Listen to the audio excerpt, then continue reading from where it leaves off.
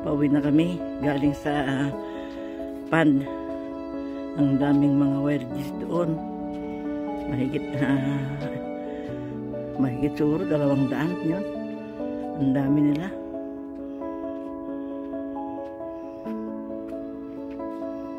Napasyalan na namin ito mga kaibigan. Yan. Doon galing kami sa pond na maraming geese.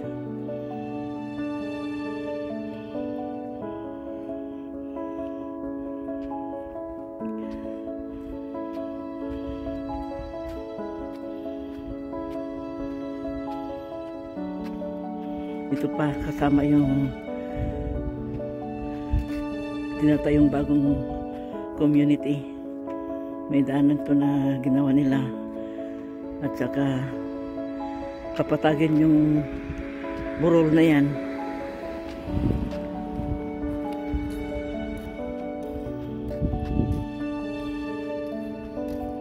Doon sa banda roon, doon kami lumakad noon papunta doon sa likod ng kakahuyan.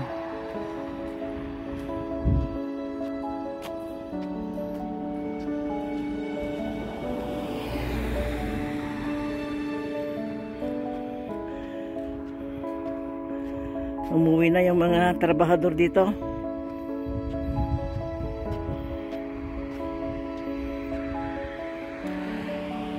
Doon yung mga bagong tayong bahay. Ito patayuan.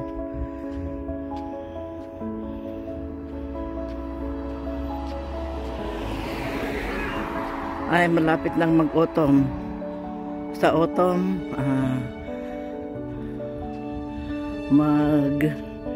iiba na ang kulay ng dahon. At sa November, taglagas yung malalagas na lahat ng mga dahon.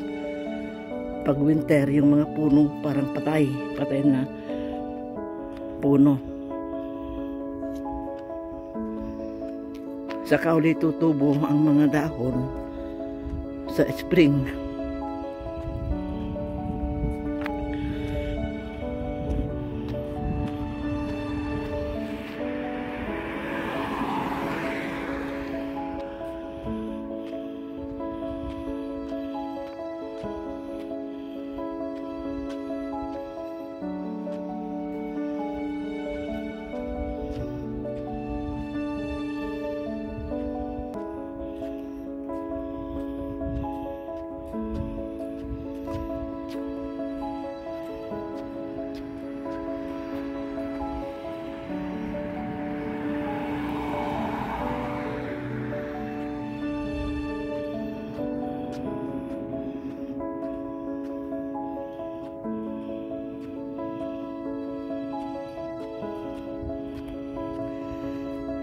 Dadaan tayo uli dun sa dinaanan natin kanina.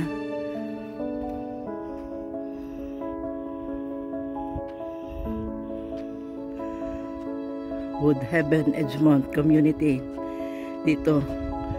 Pero dun sa pand na pinanggalingan namin, Weston, ang itatayong bagong community doon. Dito yung dating dinadaanan namin, kaya lang mainit. Dito na lang kami sa harapan ng mga kabahayan dito.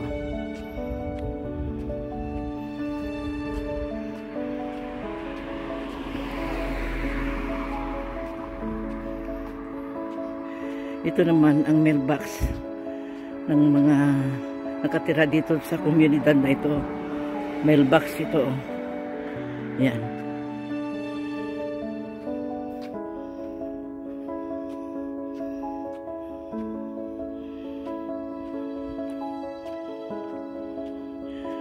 Hanggang dito muli mga kaibigan. Maraming salamat sa panonood.